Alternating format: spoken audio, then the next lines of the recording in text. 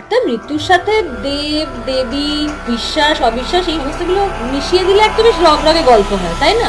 চুপ করো, কি বলছো কি বৌমা? ও মা গো, সাপ নাকি? ও সুরাতের মা, পিছন দেখলাম সাপ বলে উঠলে কেন?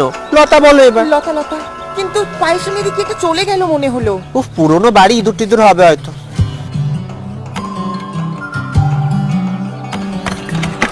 কি গো নতুন বউ, পুজোর আয়োজন কত দূর? ওই হয়েই এসছে। তুমি নাকি শুনলাম আবার ওই ঠাকুর দেবতায় বিশ্বাস করো না?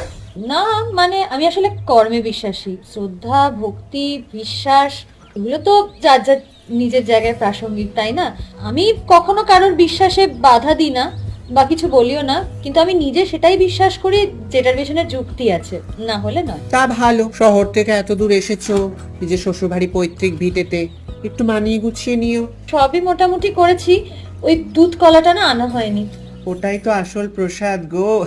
দাও দাও, আমরা সাজিয়ে দিচ্ছি। আমার পাশে একটা আস্ত কালনাগিনী বসে আছে, তুমি কেন সাজাবে? কোন কোন দিক? জয় মা বিশ্বহরীর জয়, জয় মা বিশ্বহরীর জয়।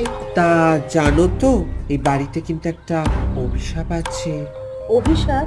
লোকে বলে ইতিহাস বারবার ফিরে আসে, তাই একটু সাবধানে থেকো। তোমারও তো নতুন বিয়ে হয়েছে।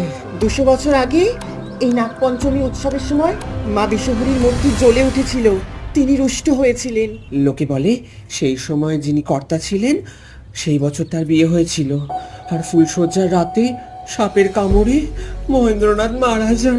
ঠাকুর, কোনো ভুল ত্রুটি হলে ক্ষমা করে দিও মা। তোমরা বলতে চাইছো যে মা বিশ্বহরী রুষ্ট হয়েছিলেন বলে এই বাড়ির কর্তার প্রাণ গেছে?